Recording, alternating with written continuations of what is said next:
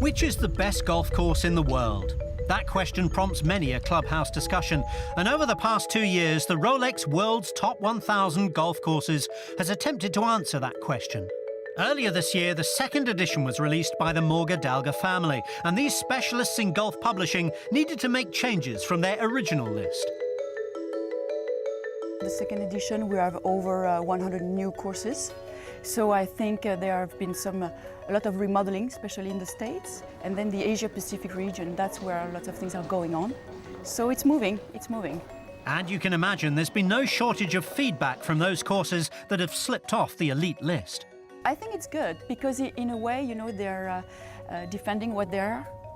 They are asking why are we not in the book, and then we can explain our various criteria, how we select, and I think we open the discussion. And there's been plenty of discussion since the family took up the daunting task. The first edition has been well received thanks to the independent research and strict criteria that the Morgadalga family bring to the project. We get a lot of appreciation from the media, which I think is very good, from the expert in golf architecture, and I think golfers are enjoying the book. The family brings some impressive experience to the table. They've even started development of their own course in the Bordeaux region.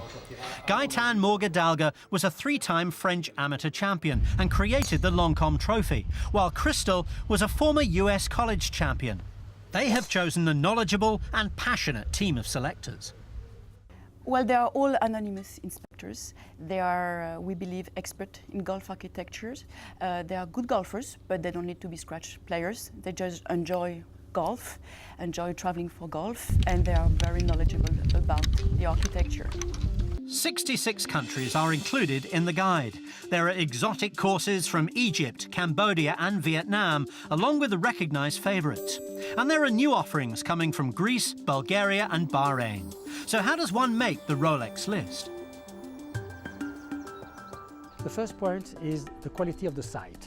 That's the first point. The second point is the quality of the architecture. And the third point is the quality of the maintenance. That's the three main important things. And of course, around that, you have the ambience of the club, if the food at the clubhouse is nice, if they have a good cellar, if you have nice hotels around, if you have a museum not too far. Our philosophy is a little bit like the Michelin guide for food, or maybe like the Parker for the wine. American courses make up 1/3 of the clubs listed, but only 15 courses have made the top grade, which is a ranking of 100. That is 2 more than in the first edition. Even within the Morgadalga family, the debate is ongoing, and there are plenty of differences of opinion behind the scenes.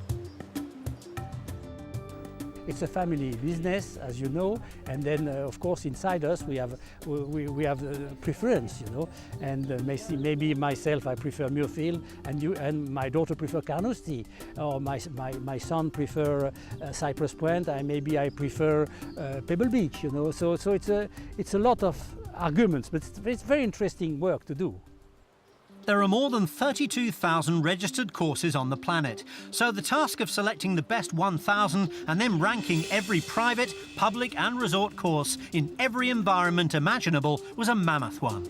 But the family has left no stone unturned. But basically we visited countries very exotic, such as Vietnam. We have 5 courses there. Cambodia, we have 3 courses there. And we have Northern Mariana Islands, we have Fiji, and so we had very different approach and very different golf experience there. But if the authors were forced to choose just one course to play on, what would it be? If I had only one course to play in my life, for my entire life, would be Cypress Point, because the view over the Pacific Ocean is absolutely marvelous. I would play the old course at St. Andrews, because on the 18th, it's quite an impression being back to town, because basically you're going back to the town of St. Andrews after living it for 17 holes. It's really a great feeling, and to finish on this hole would be really nice if I had to finish my golf career there. Probably Royal Portrush, because of the whole atmosphere, because of the climate. I think that even if you're on top of your game, you can never tame the golf course. With new listings and all course information updated, the second edition of the Rolex World's Top 1000 Golf Courses is a must for any true enthusiast. It's been a labour of love for the Morga Dalga family, and their passion for the game is there for all to see.